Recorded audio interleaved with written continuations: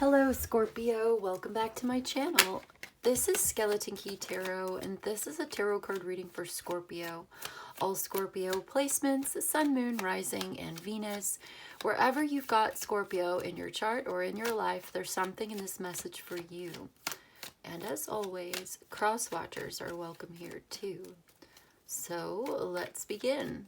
Messages for Scorpio, please. What does Scorpio need to know? Okay, so before we get into the cards, I was seeing an eye, like an eyeball, like somebody's eye, like looking at me. Okay, I was feeling like whoever I'm connecting to is also connecting back to me. Whoever I can see can also see me. I feel like somebody's looking at me right now, and I don't just mean, you know, through the camera or through the YouTube channel. I feel like somebody is curious about what I look like, my face. And now I am not the point here. Like, the point is the messages. So I don't really put myself on camera. I just feel like it's best to just make it about the message, not about me. And so if you're wondering why I'm not on camera or like what do I look like, I feel like somebody's trying to see me, and I feel like I've seen you in my room. I know, and maybe it's a Scorpio, maybe it's not. It could be a cross watcher. It could just be somebody with like Scorpio in their chart, Scorpio moon or rising or something. But I have seen your face in my room, in my studio, in my I saw you looking at me in my room a couple weeks ago. I saw the face in my it's hard to explain. I have a tin, like a old-fashioned like tea tin, you know, like one of these. This is an antique tea tin. I keep certain crafting supplies in them. All right, but there's a different one. It's out of my reach right now. I'm not going to go get it. But like, I saw this face clearly looking at me.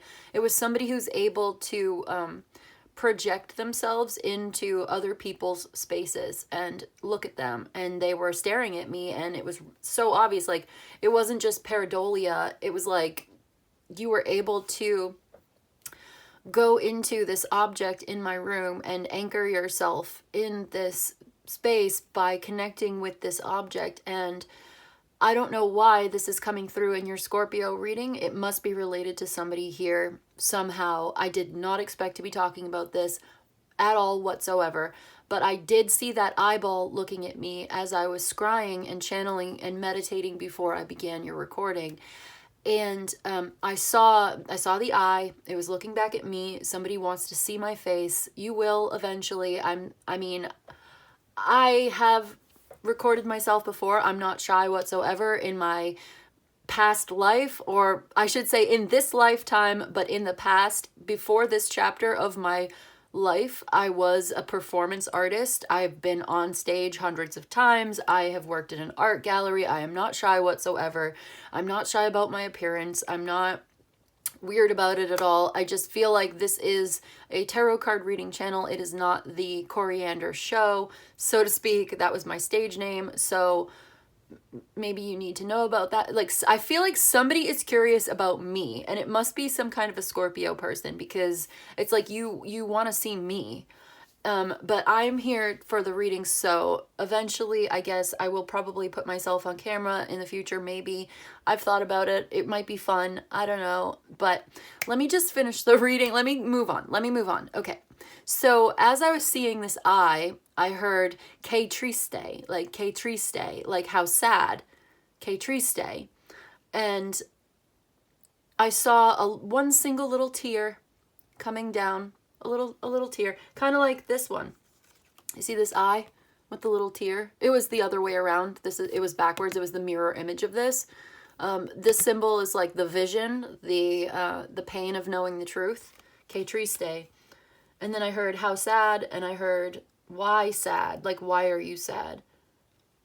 And then that's in Spanish, so I'm not really a Spanish speaker, if you can tell by my accent, but like I'm familiar enough with it. And I feel like I'm connecting to somebody who speaks Spanish as a first language, maybe a second language. And then I heard Tristan, the name Tristan. And then I remembered Tristan and Isolde, which is a German opera about two lovers who are not really meant to be together, or like they are not destined to be together. It's a tragic love story. Tristan and Isolde, it's a tragic love story. How sad, heartbreaking, you know, all of this. And then I saw a vanishing point, you know, a perspective line drawing. Like, you can look up vanishing point. It's like, you learn that in art class. It's like perspective, you know? So it's like a long hallway that is such a long hallway. And eventually it like merges to become just a tiny little dot, like a pinprick, like a point, the vanishing point. So vanishing point in perspective could be important. Maybe this is an allegory or a metaphor or something. Vanishing point in perspective, putting it into perspective, putting this sadness into perspective, having this vision. But then I started shuffling on camera and getting into it, and now we can move into the cards. This is a perfect segue because look, the sun is here. The sun is the happiest card of the deck. It's the highest vibration. We're drawing down the sun. We're connecting with the sun. This is the creative life force energy of all living things. This is the radiation of the soul, the radiance, the solar plexus. This is love and light energy. This is beautiful. So this is not sad at all. So there's also the Ace of Swords, and then the Knight of Cups. So it's like, this is a message about truth and love and light and enlightenment and happiness and joy and uplifting. This is the King of Cups. It's like, the Knight of Cups. It's like emotionally moved. This is like poetry. This is like seeing a beautiful piece of artwork and being uplifted by this. It's like music, hearing this song and hearing the truth in the lyrics of the song. And it's very uplifting, and it brings you up out of the sadness. You are the light in the dark. Oh, that's going back to like the Sodom and Gomorrah reading I just did for you, Scorpio. The Sun card came out in that too, as well as the Ace of Swords in that too. And after I was finished with that reading, I was like thinking about it, and I was like, it was like you were being guided out of the dark and into the light. And now I'm sensing that you are the light in the dark. You are the light. You are finding the light within, and you are bringing this light into the world, and you are bringing this enlightenment to yourself and to all those around you, and you are sharing this enlightening message. Look at that. There may also be an important romantic connection here. Wow. The Empress and the Hanged Man. There's something here about receiving, giving and receiving love, but also it's like surrender in the most feminine sense of the word.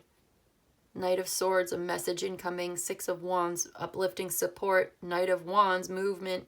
So, okay, you're waiting for this. Just wait. Relax. Relax. Put your feet up. You may be pregnant, or you may be just very fertile at this time, very creative. Look at how creative and beautiful this is. This is like the muse. Okay, if the sun is the creator god and the earth is the creative goddess, and it's like the interaction between the sun and the earth is where life comes from, so to speak. It's an allegory. Let's just go with it.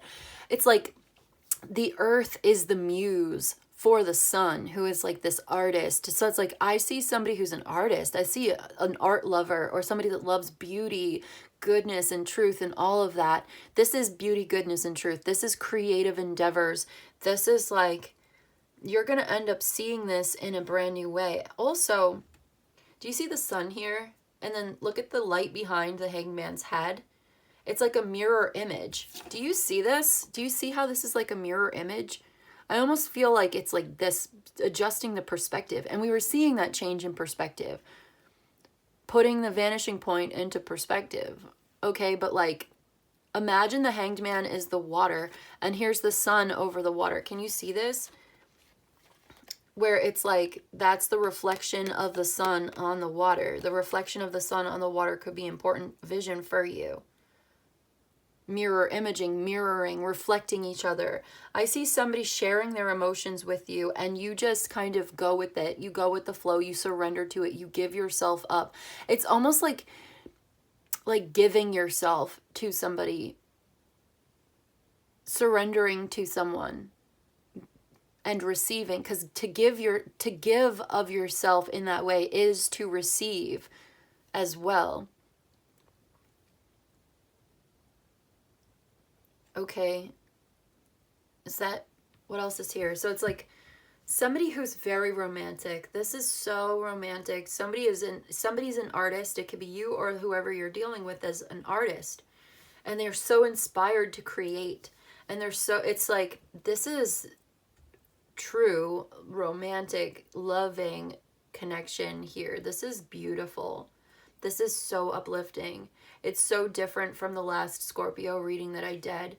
Also, the Six of Cups is the sun in Scorpio. So we got the sun here, we have the sun in Scorpio, we got water, all the water signs, we got Taurus and Libra, we got all the air signs as well. I just heard that song by Radiohead. What's that song? The lyrics are like, true love waits in haunted attics. I'd drown my beliefs to have your baby, or to have you, baby. Just don't leave. Just don't leave. Don't leave. You know that song? You could look it up. I don't know what it's called. I have no idea. It's so sad though. There's something really touching about it. It's one of those mopey, like, Radiohead song, you know what I mean? Like very mopey, very emotional. But maybe you're feeling that. You're feeling emotionally moved by this. And there's something really sweet about it. This is very sweet. There's an innocence here. There's love. And it's true. It's truthful. It's innocent. It's very sincere. There are no ulterior motives in this. It's pure loving kindness, affection, sharing and giving with no ulterior motives. And it's giving and receiving in equal harmonious balance. Yes, it's beautiful, it's harmonious, it's reciprocal, it's freely given, okay? And it's love, and I love it. It's gorgeous. And you're seeing this in a new light. Seeing romance from a new perspective. What does romance mean? What do you need to feel good and safe and relaxed in a relationship? Does this relationship calm your nerves, or does it like trigger your nervous system? Right? Is this person calming? Can you relax? Can you give yourself up? Can you surrender to this? Because maybe you're somebody who, okay, this is maybe graphic, so let me try to be polite. But, you know, maybe it's hard for you to, can I just say it? Like, it's easier to just say it. This is not poetic at all, so forgive me, but it's like, maybe you can't climax, right? You have a hard time orgasming in a sexual relationship because you can't relax. You need to just be able to relax, to let go, to feel that pleasure. You don't feel the depth of the pleasure because you can't relax, or if you can't really feel good in this connection, right? But I'm feeling like you are finding the right kind of connection for you, that with somebody who you can relax and you can give yourself to the dance, give yourself up to the dance, and the right partner is finding you. This is a very fulfilling, deep, loving, personal, intimate connection. This is somebody with deep desire to share emotional and physical and spiritual intimacy and love and passion. And this is really very, very, very positive. I want to, it's love, okay? There's the Chariot. This could be Cancer, and here's this message coming towards you. Determined to talk to you. I've got Leo, Sagittarius, I've got Cancer, okay? And it's like somebody has a strong drive. They have a strong libido. They are driven and moved. Emotional movement here. It's like listening to a song and crying because it moves your emotions. Your heart is full and overflowing like a river.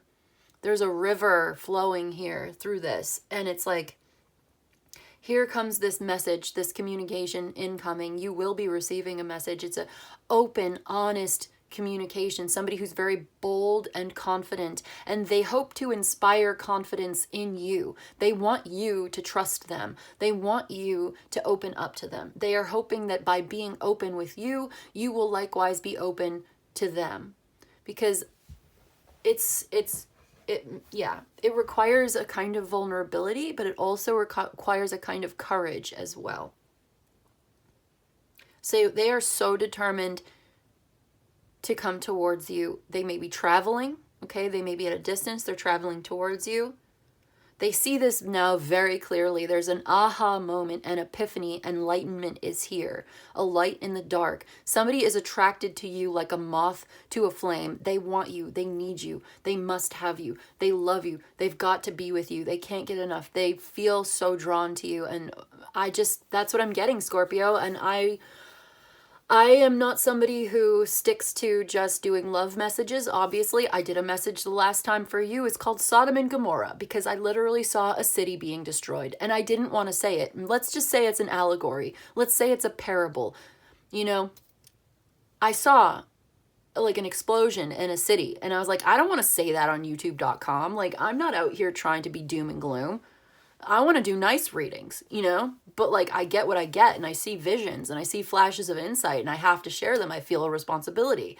I need to be good about the way that I do it. I need to be uplifting and hopeful. Obviously, we're here for spiritual growth, but I also have a responsibility to say what I'm seeing. So take it as it resonates. If you'd like to see more for that reading, go ahead and look at that. But like, maybe this one's different because in that reading, the Sun and the Ace of Swords was also there. At the same but there was surrounded by a lot of darkness. Okay, it was. So I'm seeing like this is going further into that light in the dark and that movement forward and being pushed forward. You are drawn to the light. You are being drawn into the light out of the darkness, and you are drawing other people with you. There is somebody that's coming with you. Sometimes when we're drawn out of the darkness into the light, not everybody gets to come with us. But in your reading specifically today, somebody is coming with you. So you're seeing this in a new way. You have a new perspective on romance, and it's so uplifting. It's so beautiful. It's so gorgeous. This is the kind of thing that you definitely want to see in a love reading. So I'm super happy for you. Here it comes. You're getting a message. There could be a Sagittarius. Somebody wants to... Okay. Look, this is going to clear up a lot of confusion. Some kind of confusion, some kind of miscommunication is being cleared up here. Okay. Wow. Look how gorgeous you are. Look how... wow. We've got the Nine of Pentacles underneath the Empress. This is very good. Luxury, fortune, leisure, free time, pursuing your interests, your hobbies, your artwork. Somebody who's an artist, musician, performer, something like this. You're psychic. You are so spiritually in tune and you're so gorgeous. You are so attractive. And there's something missing here. Somebody's got this missing piece. They're going for it. They're going to find it. This may not be easy, but here's the Emperor coming with this offer of love and affection and long-term stability. They may want to have a family with you. It's maybe a new relationship. They were taking there's the King of Wands. Yeah, somebody's made their choice. They're coming towards you and they are super serious. They're totally serious about you. They are 100% sincere about this relationship. And you're going to know exactly who this is because they're unforgettable. This is like an unforgettable love affair. This is like the love of your life. Wow. This is one of those loves that lasts forever. This is somebody who intends to be with you for like forever. Forever and ever and ever. Wow. Okay. Cool. They also want to bring stability and focus into your life. Like, they want to invest, okay? They want to give you something important, like an important gift here. So let go to receive, be open to receiving this. All right, so I've got the new, my new deck here. I just bought this like a couple days ago. This is the Wild Unknown Archetypes. I love this deck. It is so good. It is so spiritual. It is so insightful. And I want to just get one card as like a closing message for this reading. There may be something in it that can show a little more depth, give another perspective on this. Insight and advice into spiritual growth, you know, what kind of path we're on to confirm and clarify for you, Scorpio. And yeah, so I'm going to read from the book because I have not memorized this deck. It just arrived like 2 days ago, but I do want to use it. So I'll read from the book and we'll learn it together. So if that sounds good, I'll just get one archetype oracle for my Scorpio, please. As a closing message, what does Scorpio need to know to meditate on for this reading. Okay, we've got the prayer.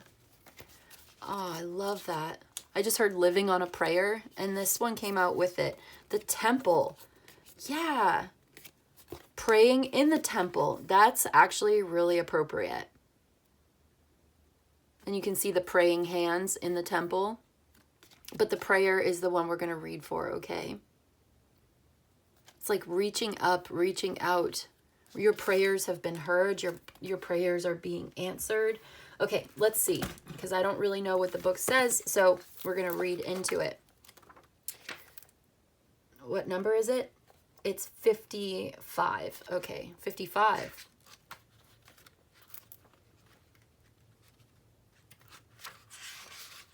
Hold on, that's 45. 55. Here we go. It says the worship, the reverence, and the homage. Homage. Okay. It says, what is prayer? When are we in a state of prayer and when are we not? Your prayers are being heard. Okay, let's see. To whom or to what do we pray?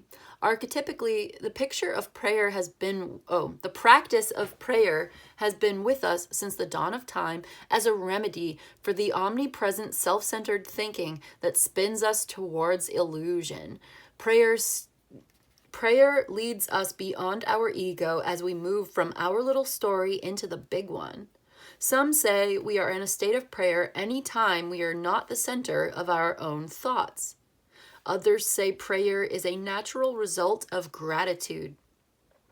Perhaps it is simply surrender. There's that word again, surrender, like the hanged man. To sacrifice is to make sacred. Okay, surrender, the prayer. Let's see. Perhaps it is simply surrender or service.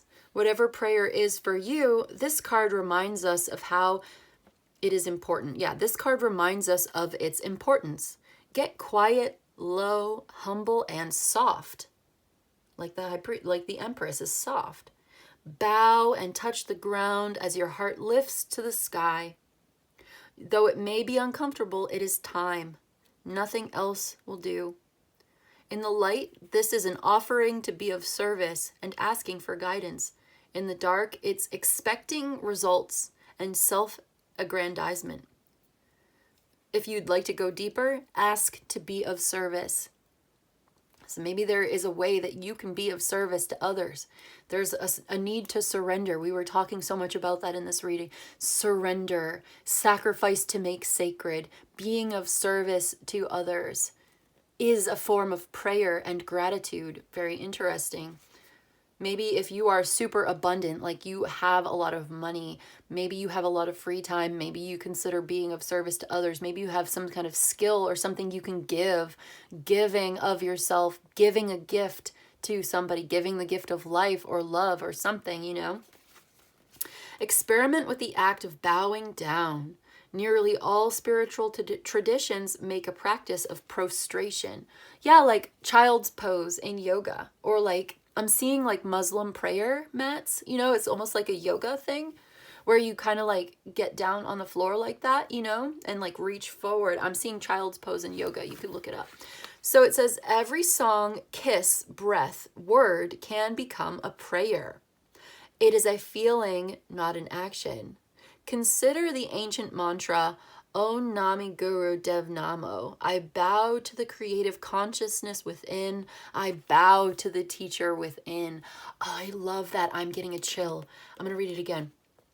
I bow to the creative consciousness within. I bow to the teacher within. And this bowing is like the symbol of like surrender to, like giving yourself to, like giving someone power over you or giving up your power or something like that. You know what I mean?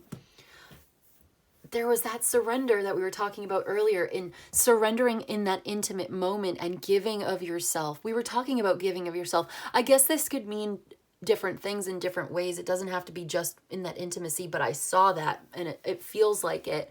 It's like, how is this an act of prayer? Is this like sex magic? You know? Okay. That's what I've got for you today. That's the closing message, Scorpio. That's it. Okay, that's what I've got for you today, Scorpio. I hope this was helpful. I hope it was of service to you. If you enjoyed this and you'd like a personal reading, my email's in the description box below. You can email me. I'll let you know how it works. You let me know what you need. But in any case, I just want to say thank you so much for joining me today, and I'll see you in the next one, okay? Bye.